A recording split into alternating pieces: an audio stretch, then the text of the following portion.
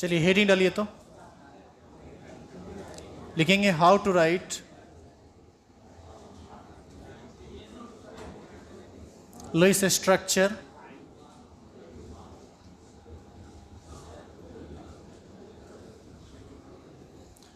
Of a molecule और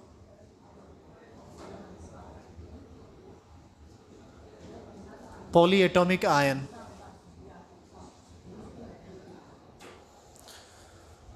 How to write Lewis structure of a molecule or polyatomic ion.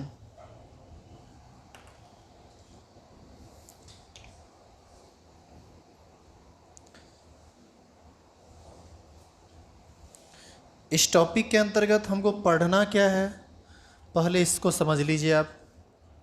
जैसे देखो, किसी molecule का मतलब जैसे H2SO4 हो गया, HNO3 हो गया। पॉलीएटॉमिक आयन दो प्रकार का होता है, एक होता है मोनोएटॉमिक और दूसरा होता है पॉलीएटॉमिक। मोनोएटॉमिक आयन का मतलब जिसमें केवल एक एटम रहे, जैसे Na+ हो गया, Cl- हो गया, ये सब मोनोएटॉमिक आयन है, ये केटायन है और ये एनायन है। लेकिन यदि हम SO4 2- की यदि बात करें, हम यदि NO3- की बात करें, हम यदि NO2+ की बात करें, NO2- की बात करें, तो यह सब आयन है। और यह सब ऐसा आयन है जिसमें कोई एक एटम नहीं है, एक से अधिक एटम है। जैसे इसमें एक नाइट्रोजन है और 2 ऑक्सीजन है, तो इसको हम लोग इस सब को हम लोग रखते हैं पॉली एटॉमिक आयन के अंतर्गत। और जिसमें एक एटम इन्वॉल्व हुआ है उसको हम लोग कहते हैं मोनो एटम। तो मोनो एटम तो खैर कोनो बात ही नहीं है। मेनली क्या है कि इस सब का स्ट्रक्चर कैसे बनेगा, हम इसके स्ट्रक्चर को कैसे बनाते हैं, या फिर हम इस बड़े बड़े जैसे H2O8 इसका स्ट्रक्चर कैसे बनाते हैं।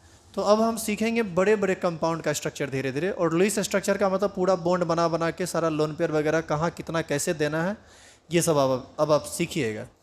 तो इसीलिए हम लोग लिखे हैं how to write Lewis structure of a molecule और पॉलीएटॉमिक आयन। मॉलिक्यूल आप समझ रहे हैं, पॉलीएटॉमिक आयन का मतलब समझा दिया गया। अब जब इसका प्रैक्टिस जब इस पर करेंगे तो ज़्यादा बेहतर समझ में आएगा। फिलहाल कुछ रूल इसका आपको समझना पड़ेगा और वो समझ के ही आप आसानी से आगे बढ़ सकते हैं।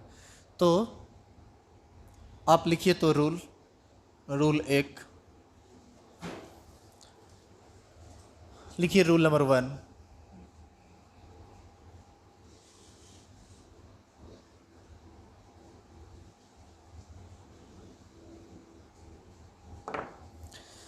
जैसे मान लो कि हमको स्ट्रक्चर लिखने के लिए दिया गया कि आप बताइए कि NO3- का स्ट्रक्चर क्या होगा। तो आपका सबसे पहला काम है उस आयन या मॉलिक्यूल से सबसे पहले ये चुन लेना कि उसका सेंट्रल एटम क्या होगा और सराउंडिंग एटम क्या होगा, उसके बाद ही कोई बात होगी। तो सबसे पहला रूल लिखेंगे, टेक द सेंट्रल एटम। लिखना शुरू कीजिए साथ साथ।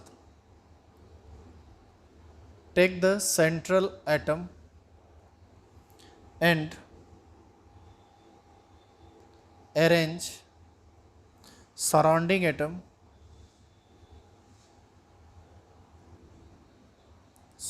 atoms around it। आपका सबसे पहला काम होगा कि आप सेंट्रल एटम चुन लीजिए कि उसमें सेंट्रल एटम कौन होगा, और जो एटम बच गया जिसको आप सराउंडिंग एटम कहते हैं उसको उसके चारों तरफ आप सजा दीजिए, उसको अरेंज कर दीजिए। ये पहला तरीका है। यदि इसका स्ट्रक्चर हमको लिखना है तो हमारा पहला काम है सेंट्रल एटम चुनना, और जो एटम बच गया उसको उसी को हम सराउंडिंग एटम कहते हैं, और उसको हमको अरेंज करना पड़ेगा, सजाना पड़ेगा उसके अगल बगल। ये इसका पहला रूल है। दूसरा, आप एक काम कीजिए, रूल लिख लीजिए फटाफट, हम फिर प्रैक्टिस करेंगे तो सबको एक एक करके चेक कर लेंगे।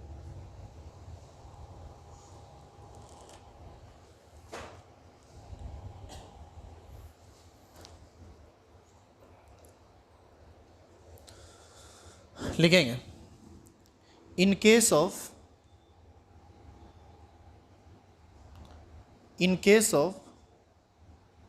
polyatomic ion,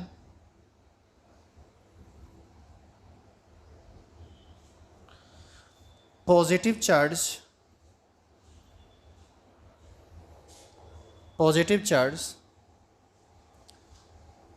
is generally placed on less electronegative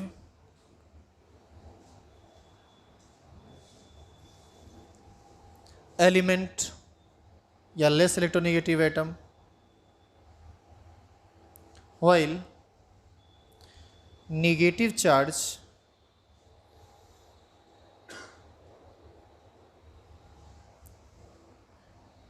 is generally placed on more electronegative atom. अब ये जो दूसरा रूल जो लिखा हुआ है, पहला तो आप समझ गए कि किसी भी मॉलिक्यूल में या फिर पॉलीएटॉमिक आयन में सेंट्रल एटम को पहले चुनना होता है, उसके चारों तरफ सराउंडिंग एटम को सजाना होता है। अब ये दूसरा रूल कहता है कि इन केस ऑफ पॉलीएटॉमिक आयन, यदि पॉलीएटॉमिक आयन का केस है जैसे वो है, तो यदि उस पर पॉजिटिव चार्ज है तो वो जनरली कहाँ प्लेस किया जाएगा? वैसे एटम पर जो लेस इलेक्ट्रोनिगेटिव होगा। और आगे लिखा हुआ है while negative charge is generally placed on more electronegative atom, मतलब यदि उस आयन पर नेगेटिव चार्ज होगा तो उसको हम लोग कहाँ प्लेस करेंगे? मोर इलेक्ट्रोनिगेटिव एलिमेंट पर। और आपको पहले इलेक्ट्रोनिगेटिविटी बताया गया है ना कि किसका इलेक्ट्रोनिगेटिविटी ज़्यादा होता है, किसका इलेक्ट्रोनिगेटिविटी कम होता है। इस पर बातें हुई हैं पहले, हम जब एग्जाम्पल कराएंगे तो इस बात को एक बार फिर समझा देंगे। लिखिए rule number 3,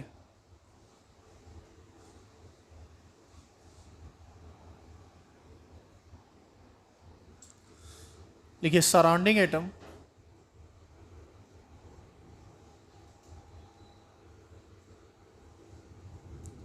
will always have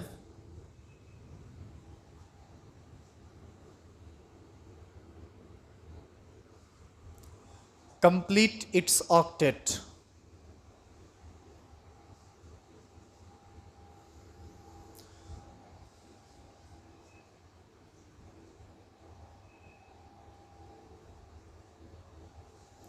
इस बात का आपको हमेशा ध्यान रखना है कि सराउंडिंग एटम जो भी आप लिए हैं, मतलब बाहर बाहर जो सारा एटम सजा हुआ है, वह निश्चित रूप से ऑक्टेट पूरा करना चाहिए।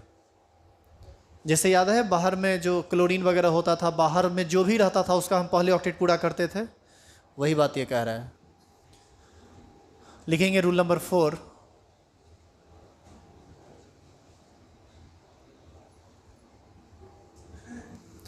देखिए यहाँ पर पहले कहा गया कि surrounding atom will always have complete it's octet, मतलब पहले बात हुई सराउंडिंग एटम की। अब थोड़ा सा हम पहुँचते हैं सेंट्रल एटम पर, जो सबको आपस में जोड़ कर रखता है। सेंट्रल एटम यदि सेकेंड पीरियड का है तो यह कभी भी 8 से ज़्यादा इलेक्ट्रॉन नहीं रखेगा अपने आउटर मोस्ट सेल में, और यदि यह एटम थर्ड या हायर पीरियड का है तो इसके आउटर मोस्ट सेल में 8 इलेक्ट्रॉन रह भी सकता है और 8 से ज़्यादा इलेक्ट्रॉन भी रह सकता है, ज़्यादा भी रह सकता है। कम तो आप कल देखे ही हैं, ज़्यादा भी देखे हैं, लेकिन उसमें और थोड़ा केस आएगा, बढ़ेगा। तो लिखिए if central atom is of second period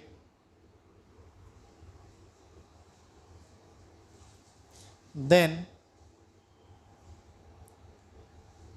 it will never have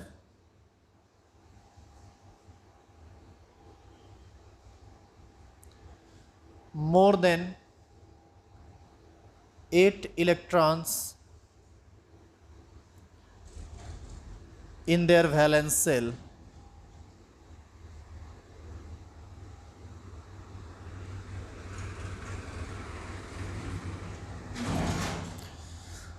More than 8 electrons in their valence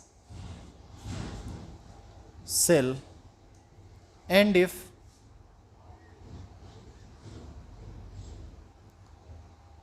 central atom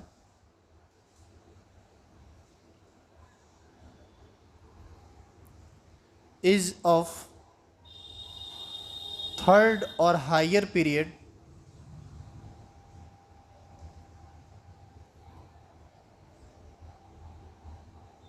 then it may have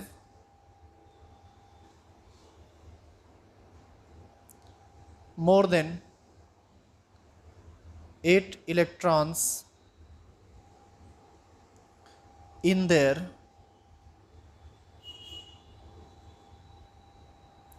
valence shell.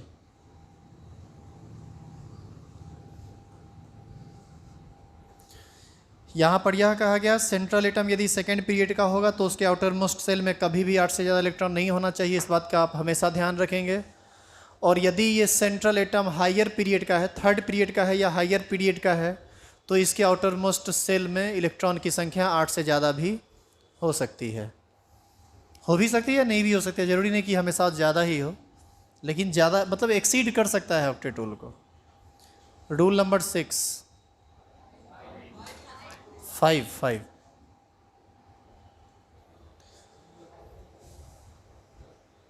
हो गया, यहाँ तक हो गया क्या? लिखेंगे इन case of oxy acid, in case of oxy acid, acidic hydrogen atom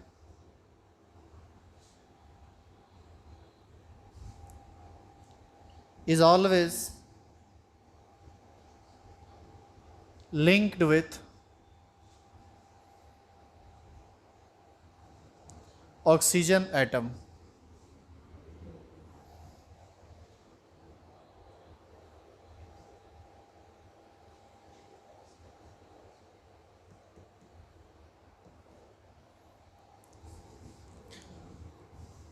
यहाँ पर एक टर्म, एक नया वर्ड यूज में आया है, केमिकल वर्ड है, क्या है लिखा हुआ? Oxy acid. अब ये ऑक्सी एसिड क्या होता है? ऑक्सी एसिड एक ऐसा केमिकल कंपाउंड या एक ऐसा एसिड होता है जिसमें एक रहता है सेंट्रल एटम और बाकी रहता है ऑक्सीजन और हाइड्रोजन। आप एक काम कीजिए, नीचे स्टार लगा के इसको लिख लो, ऑक्सी एसिड कंपाउंड, ब्रैकेट में ये एसिड होता है, containing central atom as well as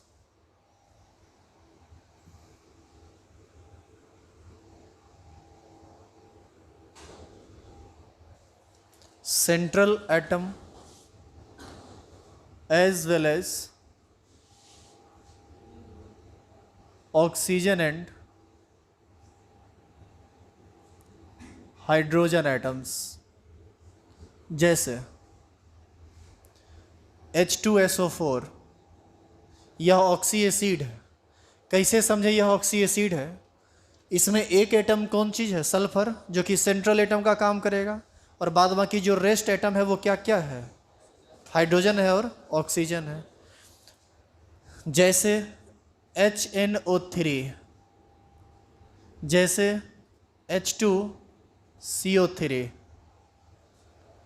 जैसे H3PO4, यह सब ऑक्सी एसिड है, क्योंकि सब में एक सेंट्रल एटम है और साथ साथ क्या है?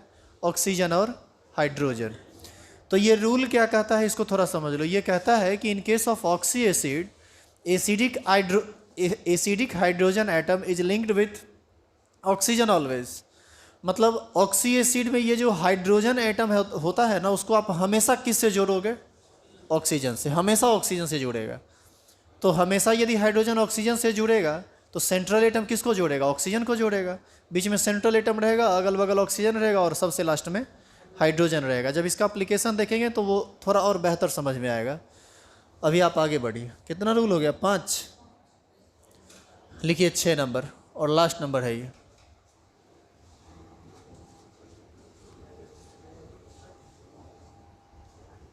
रूल नंबर 6,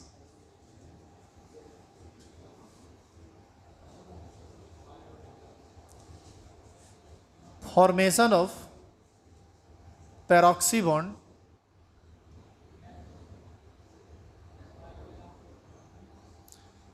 सुनो, पैरोक्सी बॉन्ड कहें या इसी को पैरोक्साइड बॉन्ड कहा जाता है। याद कीजिए, आपको हम इसके बारे में चर्चा किए हैं इससे पहले। किसको बोलते हैं पैरोक्साइड बॉन्ड? पेरोक्साइड बॉन्ड किसको कहा जाता है? ऑक्सीजन ऑक्सीजन के बीच जब सिंगल बॉन्ड बनता है तो वही क्या कहलाता है? Peroxy bond. Formation of peroxy bond और peroxide bond is generally avoided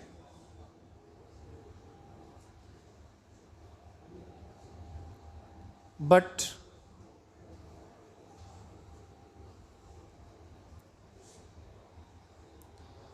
there are some exceptions here.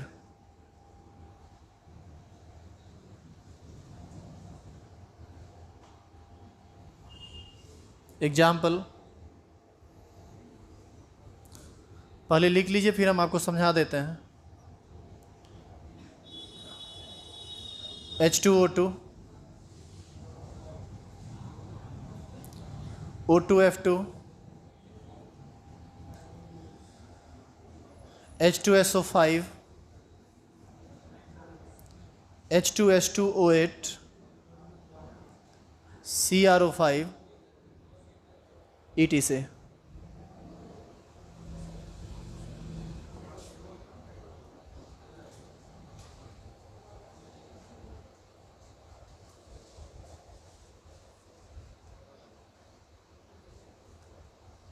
तो यहाँ पर आप सारा रूल देख रहे थे जिसकी मदद से हम लोग किसी बड़े बड़े मॉलिक्यूल का स्ट्रक्चर अब लिखने में सक्षम हो पाएंगे। आगे बढ़ जाऊँ? देखिए अब हम लोगों का काम क्या है, ये रूल हम एक एक करके सब समझ गए। पहले इसको समझ लो आप लास्ट ले, ये जो लास्ट में लिखे हैं यहाँ लिखा हुआ है formation of peroxy bond is generally avoided. आप एक काम करना, पेरोक्सी बॉन्ड बनाने का कोशिश मत करना, आप उसको अवॉइड करके चलिएगा। पेरोक्सी बॉन्ड बनाने का मतलब ऑक्सीजन ऑक्सीजन के बीच बॉन्ड बनाने का कोशिश आपको नहीं करना है। लेकिन कुछ ऐसा एग्जाम्पल है जो एक्सेप्शनल है जहाँ पर पेरोक्सी बॉन्ड का फॉर्मेशन होता है। अब एक तरफ से एग्जाम्पल लिखना शुरू कीजिए। लिखिए तो क्वेश्चन के रूप में इसको आप लिखिए तो नहीं, ऊपर ऐसे करके question.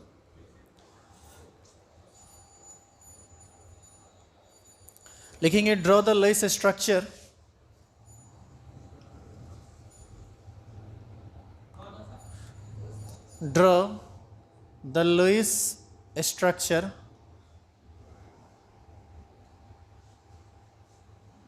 of the following molecule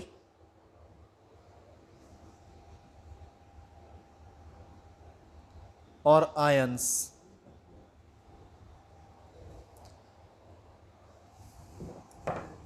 Draw the Lewis structure of the following molecules or ions. अभी हम आपको कुछ मॉलिक्यूल देंगे या फिर पॉलीएटॉमिक आयन देंगे। आपका क्या काम है? उसका पूरा स्ट्रक्चर लिखना। और ये काम आप ऐसे नहीं करेंगे, पहले 4-5 एग्जाम्पल हम बनाएंगे, फिर आपको हम बनाने के लिए दे देंगे तो आप घर से बना के लाना उसको। और ये बनेगा, ये आसान है, ये बहुत लंबा चौड़ा बात नहीं है। हाँ, आसान उनके लिए है जो पीछे का जो 8 लेक्चर हुआ है उस 8 लेक्चर पर कमांड किए हुए हैं। जो इस चैप्टर में बिल्कुल नए हैं, आजकल 2 दिन से आ रहे हैं, तो समझ में नहीं आएगा। अब बातें बहुत ज़्यादा आगे बढ़ चुकी है और केमिकल बॉन्डिंग उस लेवल पर चला गया है जहाँ पर आपका क्लास छूटा हुआ यदि है तो आप सिर्फ 10th के स्टैंडर्ड से उसको आप मैनेज नहीं कर पाइएगा। ऐसे सभी लोग जिनका क्लास छूटा हुआ है तुरंत ऑफिस में संपर्क कीजिए। ऑनलाइन क्लासेस के थ्रू हम आपको जोड़ देंगे, चाहे आपका एडमिशन हुआ हो या नहीं हुआ हो। तो कम से कम केमिकल बॉन्डिंग का जो 8 लेक्चर छूटा हुआ है वो पढ़ लोगे तो आगे के क्लास के लिए आपको दिक्कत नहीं होगा। एग्जाम्पल है, सबसे पहले हम लोग पढ़ेंगे NO2- का स्ट्रक्चर।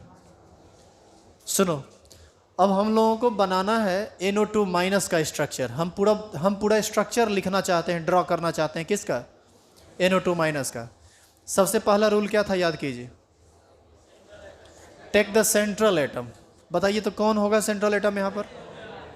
नाइट्रोजन। क्यों होगा नाइट्रोजन? वैलेंसी ज़्यादा है और संख्या कम है। ये बात वहाँ भी एप्लीकेबल था, यहाँ भी एप्लीकेबल। अभी लिखना बिल्कुल नहीं है। अभी हम सुनो, अभी पूरा बोर्ड मिटा देना जी। अभी लिखना बिल्कुल नहीं, 5-7 मिनट सिर्फ तुम हमको सुन लो, समझ लो।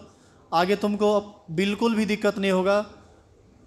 कंपाउंड या आयन देखोगे फटाक से बन जाएगा, वो बिल्कुल परेशान नहीं करेगा। ये जितना भारी लंबा चौड़ा इसका थ्योरी लग रहा है ना, उतना लंबा चौड़ा वास्तव में है नहीं है। देखो इधर, हम अभी एक साथ लेके चलेंगे दो स्ट्रक्चर को। एक स्ट्रक्चर हम लोग बनाएंगे NO2 माइनस और एक दूसरा स्ट्रक्चर बनाएंगे NO2 प्लस। हमारे पास दो एग्जाम्पल, क्योंकि इस दोनों से ना तुम बेहतर समझोगे, दोनों को हम साथ साथ रूल से लेके चलेंगे। बताइए इसके स्ट्रक्चर में किसको बीच में रखा जाए? नाइट्रोजन को, और यहाँ भी नाइट्रोजन को। अगल बगल कौन आएगा? ऑक्सीजन। तो डाल दीजिए ऑक्सीजन अगल बगल, ये इसका सराउंडिंग एटम हो गया। अब इसी में कोई यदि ऐसा बना देता, ऐसा NO2 इस तरह से, तो ये पेरोक्सी बॉन्ड न बनने लगेगा। इसी को एवॉइड करना है, यही नहीं बनाना है। लेकिन कुछ एक्सेप्शनल केस है जिसमें ऑक्सीजन ऑक्सीजन के बीच का बॉन्ड बनता है, और सारा काम हम यहाँ कर देंगे। यहाँ पर भी तो सेम काम करना पड़ेगा ना। बोली कोई दिक्कत है इसमें? दोनों को हम साथ साथ लेके चल रहे हैं। पहला रूल का काम दोनों के लिए खत्म है। दूसरा रूल क्या है? बस देखिए, देख के बताइए। वहां पर लिखा हुआ है in case of polyatomic ions, देखिए positive charge is generally placed on less electronegative element while negative charge is generally placed on more electronegative element. अब ध्यान देने वाली बात यह है कि हमको ये जानकारी होनी चाहिए हर हाल में कि अच्छा कितना नेगेटिव चार्ज है तुम्हारे पास? केवल एक। और ये नेगेटिव चार्ज किसी एक एटम पर जाएगा। इस तीनों में से किसी एक एटम पर आपको नेगेटिव चार्ज प्लेस करना है, लेकिन दें किस पर? नाइट्रोजन पर या ऑक्सीजन पर? इसके लिए आपको ये चेक करना पड़ेगा कि इस दोनों में इलेक्ट्रोनेगेटिविटी ज़्यादा किसका है, कम किसका है। दुनिया का सबसे मोस्ट इलेक्ट्रोनेगेटिव एलिमेंट फ्लोरीन होता है। फ्लोरीन के बाद दूसरा नंबर पर कौन आता है? ऑक्सीजन। और ऑक्सीजन के बाद ही ना कोई आता है, ऑक्सीजन के बाद आता है नाइट्रोजन। ये आपको हम याद कीजिए, जब पीरियोडिक टेबल पढ़ा रहे थे लास्ट क्लास में, ये बात हम आपको बताएं, एकदम सबसे लास्ट में लिखे हैं इस बात को हम। तो ऑक्सीजन और नाइट्रोजन में किसका इलेक्ट्रोनेगेटिविटी ज़्यादा होता है? ऑक्सीजन का होता है। और नेगेटिव चार्ज किस पर प्लेस होता है? मोर इलेक्ट्रोनेगेटिव पर। रूल नंबर 2 देखिए जो लास्ट में लिखा हुआ है। रूल नंबर 2 देखिए, लिखा हुआ है negative charge is placed on more electronegative element. तो नाइट्रोजन और ऑक्सीजन में ज़्यादा इलेक्ट्रोनेगेटिव कौन है? ऑक्सीजन। तो यह जो एक नेगेटिव चार्ज है वह कहाँ प्लेस होगा? ऑक्सीजन पर। अब आपके पास कितना ऑक्सीजन है? किस पर डालोगे? जिस पर मन हो उस पर डाल दो, कोई दिक्कत नहीं है। मतलब इस पर डाल दो या फिर इस पर डाल दो। क्या इस पर बोल रहे हैं डालने के लिए? अरे जिस पर हम काम कर रहे हैं उस पर ना काम करेंगे। ये ऑक्सीजन और ये ऑक्सीजन इसका है, तो या तो आप यहाँ पर माइनस डालो या फिर यहाँ माइनस डालो। यही सब बोलना है, मुंह बंद करके मत बैठा रह कीजिए। तो ये हो गया निगेटिव चार्ज। क्या कोई दिक्कत है इसमें? अब सुनो, निगेटिव चार्ज यदि तुम अब डाल दिए हो तो अब बॉन्ड का फॉर्मेशन स्टार्ट कर सकते हो। अब इससे आगे ये जो चीज़ है ना, ये केवल 2 ही रूल में ख़त्म हो गया। इससे ज़्यादा का इसको कोई ज़रूरत है नहीं। एगो तीसरा रूल जो यदि अप्लाई करोगे तो अप्लाई हो जाएगा, इसे भी तुम कर सकते हो। अच्छा एक बात बताओ, ऑक्सीजन के आउटर मोस्ट सेल में कितना इलेक्ट्रॉन होता है? ऑक्सीजन के आउटर मोस्ट सेल में, न्यूट्रल ऑक्सीजन के आउटर मोस्ट सेल में 6 इलेक्ट्रॉन होता है। और यदि ऑक्सीजन पर माइनस चार्ज आ गया हो तब कितना इलेक्ट्रॉन हो गया? 7 था, एक माइनस आया मतलब एक एडिशनल इलेक्ट्रॉन आया, 6 + 1 7 हो गया। अब इस ऑक्सीजन के बॉन्ड बनाने की क्षमता केवल कितनी रह गई है? 1। तो यह नाइट्रोजन के साथ केवल एक कोवैलेंट बॉन्ड का फॉर्मेशन करेगा। समझ में आया कि कैसे हम ये बात बोले? सो न्यूट्रल ऑक्सीजन के आउटर मोस्ट सेल में 6 होता है, यदि उस पर कोई चार्ज ना होता तो वहाँ पर 2 बॉन्ड बनता, तब ना 6 + 2 8 होता और ऑक्टेट पूरा होता। क्योंकि तीसरा रूल कहता है कि surrounding atom will always have it complete it's octet. मतलब हर हाल में सराउंडिंग एटम का ऑक्टेट पूरा होना चाहिए। तो ऑक्सीजन के आउटर मोस्ट सेल में 6 पहले से था, एक माइनस जहाँ से भी आया हो तो 6 + 1 7 हो गया। ऑक्टेट पूरा करने के लिए यह केवल एक ही बॉन्ड बना पाएगा। इसके बारे में क्या ख्याल है आपका? ये 2 बॉन्ड बनाएगा, और ये जो 2 बॉन्ड होगा यह नाइट्रोजन के साथ डबल बॉन्ड के रूप में बनेगा। क्योंकि अब तो केवल यह नाइट्रोजन के साथ ही ना जुड़ सकता है, तो जुड़ गया। अब हम बाकी का ऑक्टेट चेक कर लेते हैं। ऑक्सीजन का ऑक्टेट पूरा था, ऑक्सीजन का के आउटर मोस्ट सेल में 6 था, 2 बॉन्ड बना लिया तो 6 2 8 हो गया। नाइट्रोजन के आउटर मोस्ट सेल में कितना इलेक्ट्रॉन होता है? 5। बॉन्ड कितना बनाया? तो निश्चित रूप से यहाँ पर एक लोन पेयर होगा। बताइए होगा या नहीं? अच्छा, इस ऑक्सीजन पर लोन पेयर होगा कि नहीं? यहाँ भी होगा। यहाँ पर ऑक्सीजन पर यहाँ पर 2 लोन पेयर होगा। आप ये बात कैसे इतना कॉन्फिडेंस के साथ कह सकते हैं? क्योंकि ऑक्सीजन के आउटर मोस्ट सेल में 6 था, 6 में 2 बॉन्ड बनाने में चला गया होगा तो फ्री बच गया होगा 4। 4 का 2 पेयर बनेगा, 2 लोन पेयर, और जो 2 इलेक्ट्रॉन ये है वह इस दोनों इलेक्ट्रॉन इसके दोनों इलेक्ट्रॉन के साथ मिलकर डबल बॉन्ड का फॉर्मेशन कर लिया। तो नाइट्रोजन पर एक लोन पेयर, वो तो आप पहले से देख रहे थे। ऑक्सीजन पर कितना लोन पेयर होगा? बोलिए जल्दी से। 2 या 3? 3 लोन पेयर होगा। और उस लोन पेयर में एक निगेटिव चार्ज भी शामिल है, इंक्लूडेड है। वो कैसे? ऑक्सीजन के आउटर मोस्ट सेल में न्यूट्रली होता है कितना? 6। एक माइनस चार्ज का मतलब एक अतिरिक्त इलेक्ट्रॉन आया, तो एक अतिरिक्त इलेक्ट्रॉन आया तो अब इसके आउटर मोस्ट सेल में 7 हो चुका है। अब यदि किसी एक इलेक्ट्रॉन के थ्रू यदि यह बॉन्ड का फॉर्मेशन करता है तो ये तो चला गया बॉन्ड बनाने में, तो बचा 2 2 4 और एक ये, और एक जो एडिशनल निगेटिव है वो, ये दोनों मिलकर पेयर बनाएगा। तो कुल मिला के लोन पेयर कितना हुआ? 3, जिसमें चार्ज इंक्लूडेड होता है। तो ऐसी स्थिति में दिखाने के लिए हम जरूर इसको कितना लोन पेयर दिखाएंगे? 3, जिसमें ये निगेटिव कोई अतिरिक्त चार्ज नहीं है, इसी 6 में से एक एक्स्ट्रा इलेक्ट्रॉन का चार्ज। आई बात समझ में? तो इस तरह से इसका स्ट्रक्चर खत्म हो गया। अब जरा यहाँ पर बताइए, तो यहाँ पर पॉजिटिव चार्ज कहाँ प्लेस करेंगे आप? नाइट्रोजन पर। नाइट्रोजन पर जब ये चार्ज क्यों नाइट्रोजन पर चार्ज प्लेस होगा? क्योंकि ऑक्सीजन और नाइट्रोजन में लेस इलेक्ट्रोनिगेटिव होता है नाइट्रोजन, और पॉजिटिव चार्ज हमेशा प्लेस होता है लेस इलेक्ट्रोनिगेटिव पर। तो नाइट्रोजन पर पॉजिटिव चार्ज दे दिए। नाइट्रोजन के आउटर मोस्ट सेल में इलेक्ट्रॉन कितना होता है? 5। यदि आप नाइट्रोजन पर एक पॉजिटिव चार्ज प्लेस कर दिए, इसका क्या मतलब? इसका मतलब है कि उस नाइट्रोजन से एक इलेक्ट्रॉन निकल चुका है, क्योंकि जब तक निकलेगा नहीं इलेक्ट्रॉन, किसी चीज़ पर पॉजिटिव चार्ज क्रिएट नहीं हो सकता है। इसका मतलब अब नाइट्रोजन के आउटर मोस्ट सेल में केवल 4 ही इलेक्ट्रॉन है, और यदि केवल 4 ही इलेक्ट्रॉन है तो ऑक्टेट पूरा करने के लिए इसको तो 4 बॉन्ड ना बनाना पड़ेगा। तो इधर भी डबल बॉन्ड बना लेगा, इधर भी डबल बॉन्ड बना लेगा, क्योंकि ऑक्सीजन इसमें तो सक्षम है। ऑक्सीजन के आउटर मोस्ट सेल में 6 होता है, यहाँ भी ऑक्सीजन के आउटर मोस्ट सेल में 6 होता है। 2 इधर बॉन्ड बनाएगा तो इधर भी डबल बॉन्ड, इधर बनाएगा तो इधर भी डबल बॉन्ड। तो इस तरह से यही स्ट्रक्चर किसका हो गया? NO2 प्लस का।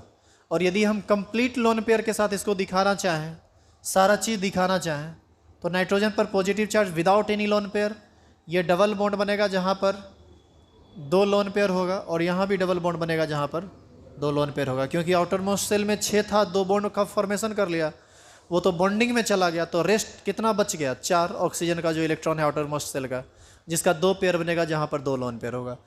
इस तरह से आपका 2 एग्जाम्पल समाप्त होता है, एक NO2 माइनस और दूसरा NO2 प्लस। अब आप चाहें तो इसी आधार पर दूसरा, तीसरा, चौथा भी बना सकते हैं आगे, यदि आपको दिया जाए तो। आप फटाफट उतार लीजिए, फिर आगे बढ़ते हैं। कुछ दिक्कत है, पूछना है कुछ? बोलिए, यदि पूछना है तो बोलिए, अदरवाइज उतारिए, तो फिर हम आगे बढ़ेंगे। अभी हम कुछ काम और करेंगे, अभी 1-2 एग्जाम्पल हमको खुद करना है, फिर तुम बनाओगे।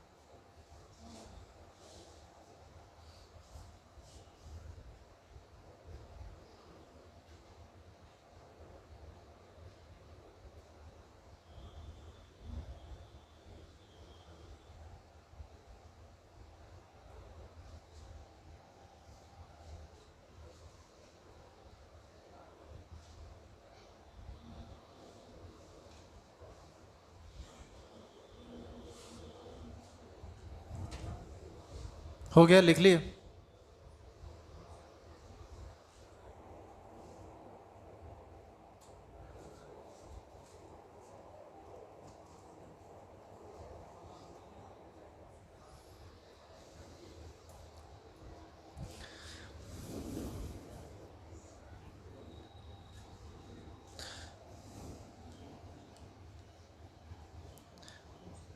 अगला एग्जाम्पल आपको खुद बनाना है, और यह एग्जाम्पल है NO3 माइनस।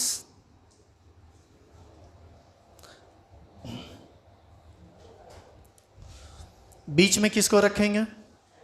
नाइट्रोजन को। और अगल बगल कितना ऑक्सीजन? 3। तो तीनों को 3 कोनों में डाल दो। निगेटिव चार्ज कहाँ प्लेस होगा? ऑक्सीजन पर।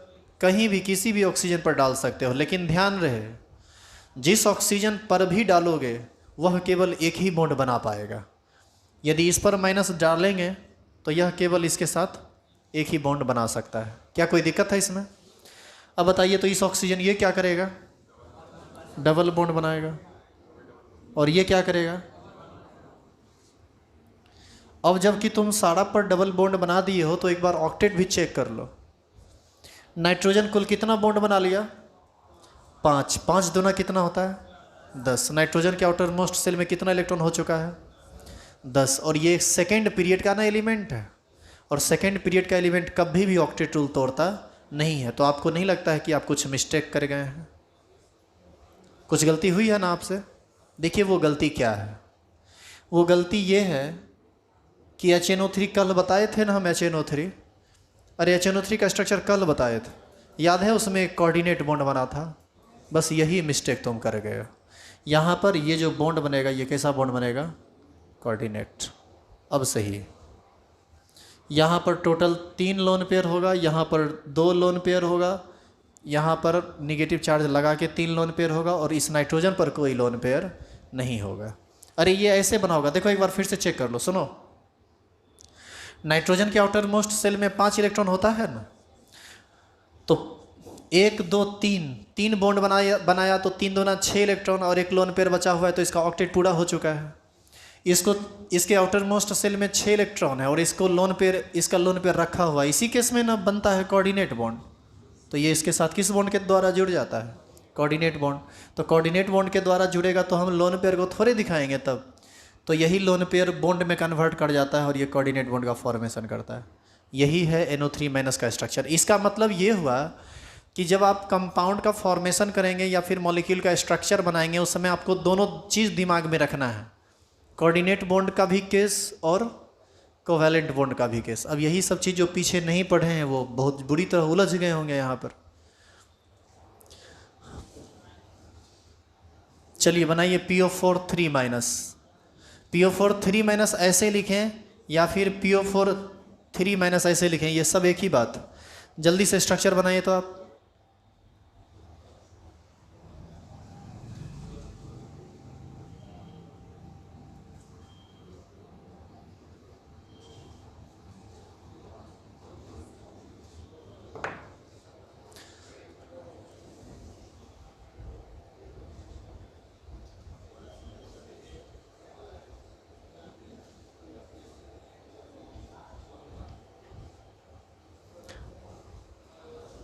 किसको बीच में रखें? फास्फोरस को। और अगल बगल 4 गो ऑक्सीजन, चूँकि PO4 है। बोलो कोई दिक्कत है इसमें? टोटल कितना निगेटिव चार्ज है तुम्हारे पास? 3। अच्छा सुनो, 3 निगेटिव चार्ज है ना तुम्हारे पास, तो हम ये चाह रहे थे। अच्छा, निगेटिव चार्ज प्लेस किस पर होगा? पहले जो ज़्यादा इलेक्ट्रोनिगेटिव होता है उस पर, और ऑक्सीजन फास्फोरस से ज़्यादा इलेक्ट्रोनिगेटिव होता है। आपको बताया गया था, आप याद कीजिए, जब हम लेफ़्ट टू राइट जाते हैं तो इलेक्ट्रोनिगेटिविटी बढ़ती है, और टॉप टू बॉटम आते हैं तो इलेक्ट्रोनिगेटिविटी घटती है। दुनिया का सबसे इलेक्ट्रोनिगेटिव एलिमेंट फ्लोरीन है, सेकेंड स्थान पर ऑक्सीजन आता है, थर्ड स्थान पर नाइट्रोजन और क्लोरीन ऑलमोस्ट सेम होता है। तो इस ट्रिक पर आप इलेक्ट्रोनिगेटिविटी को पकड़ सकते हैं कि किसका इलेक्ट्रोनिगेटिविटी कम और ज़्यादा होता है। तो हम ये कह रहे थे कि जो तुम्हारे पास टोटल 3 निगेटिव चार्ज है, वो ये तो तय है कि ऑक्सीजन पर ही पड़ेगा। क्यों ना हम तीनों ही नेगेटिव चार्ज को एक एक ऑक्सीजन पर दे के काम खत्म कर देते हैं। क्या ऐसा कर सकते हैं बताइए आप? क्यों नहीं कर सकते? तुम यदि ऑक्सीजन पर एक नेगेटिव चार्ज दिए, इसका मतलब इसके आउटर मोस्ट सेल में 7 इलेक्ट्रॉन हो गए। अब एक को यदि दोगे तो ये ऐसे ही ऑक्टेट पूरा कर लेगा, इसको बॉन्ड बनाने की जरूरत भी नहीं पड़ेगी। तो क्या ऐसी स्थिति में ये फास्फोरस से जुड़ पाएगा? इसका मतलब यह है कि ऑक्सीजन एक से अधिक नेगेटिव चार्ज लेने की स्थिति में नहीं है। दूसरा जैसे ही देंगे तो वह PO4 का हिस्सा नहीं होगा, जबकि हमको PO4 का हिस्सा उसको बनाना है। इसीलिए आपको 3 अलग अलग ऑक्सीजन पर नेगेटिव चार्ज प्लेस करना होगा। जिस पर आप नेगेटिव चार्ज दिए, जिस ऑक्सीजन पर आप नेगेटिव चार्ज दिए, वह केवल एक बॉन्ड बना पाएगा फास्फोरस के साथ। तो यहाँ पर फास्फोरस के साथ ये बनाएगा सिंगल बॉन्ड, ये भी बनाएगा सिंगल बॉन्ड, ये भी बनाएगा सिंगल बॉन्ड। और ऑक्सीजन के साथ फास्फोरस का यहाँ पर बनेगा डबल बॉन्ड। बोलिए सही है या गलत? ये सही है। इसलिए सही है क्योंकि यह थर्ड पीरियड का एलिमेंट है, और थर्ड पीरियड के एलिमेंट के आउटर मोस्ट सेल में 8 से ज़्यादा इलेक्ट्रॉन हो सकता है। अब कोई कहेगा कि सर हम नहीं मानेंगे, हमको इच्छा इसे है बनाने का। सुनो, तुम्हारा इच्छा यदि ऐसे है ना बनाने का, कोऑर्डिनेट बॉन्ड, तो ये भी सही है, ये भी सही है और ये भी सही है।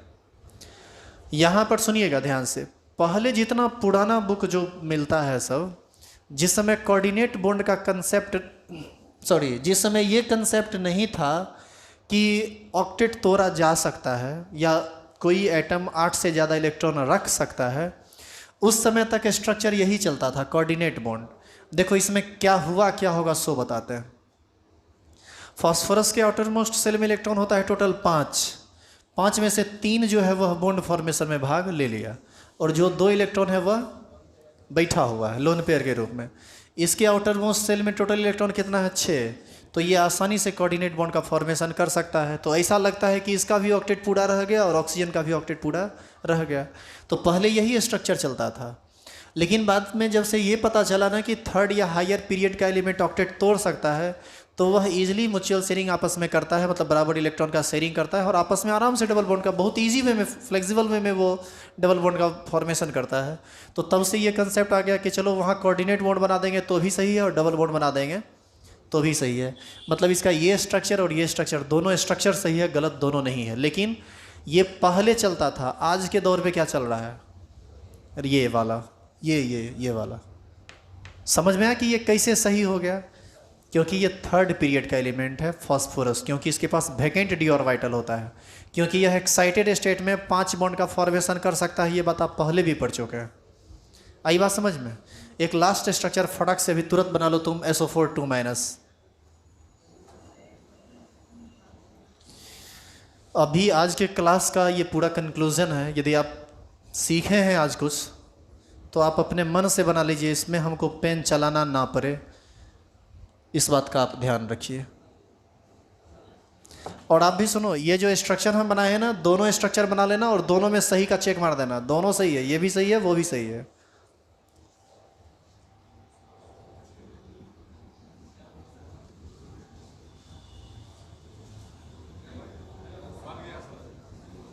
सबको बनाने दीजिए।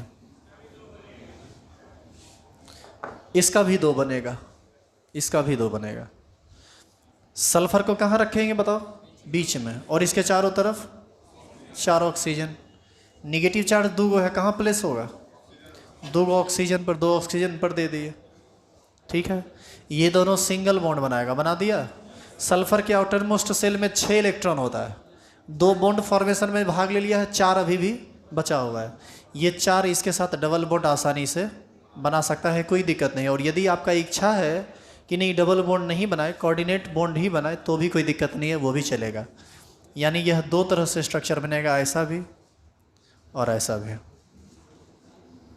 आप इसको कोऑर्डिनेटेड भी दिखा सकते हैं और कोवैलेंट बॉन्ड के रूप में भी दिखा सकते हैं। आई बात समझ में? अब भागने के लिए तैयार है? होमवर्क के लेगा, एक आध को लिख लो, होमवर्क घर से बना लेना। CO3 2-, H2SO4, PO3 2 माइनस,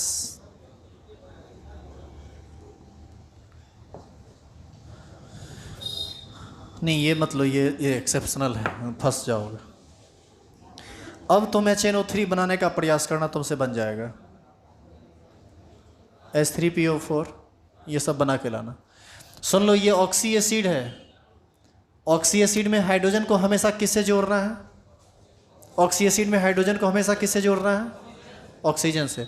और जानते हो इसका स्ट्रक्चर बना हुआ है H2SO4 का, यही ना SO4 2 माइनस है। ये टूटता है तो देता है ना 2H प्लस, एक H प्लस यहाँ पर जुड़ेगा, एक H प्लस यहाँ पर जुड़ेगा, बात खत्म। समझ में आया कि बॉन्ड का फॉर्मेशन कैसे होगा? अब ये काम तुमको घर से करके लाना है, तो हम अभी इस पर ज़्यादा डिस्कस नहीं करेंगे, तुम अपना दिमाग दौड़ाना, बाकी जो भी बातें होगी वो हम नेक्स्ट क्लास में डिस्कस करेंगे। और सुनिए, ऐसा नहीं कि मैं ये टॉपिक ख़त्म कर रहा हूँ, अभी इसमें बहुत बात बचा हुआ है, तो आगे जब हम बढ़ेंगे तो डिटेल में चलेंगे। अभी तो जस्ट शुरू ही हुआ है। आज के लिए बस इतना ही।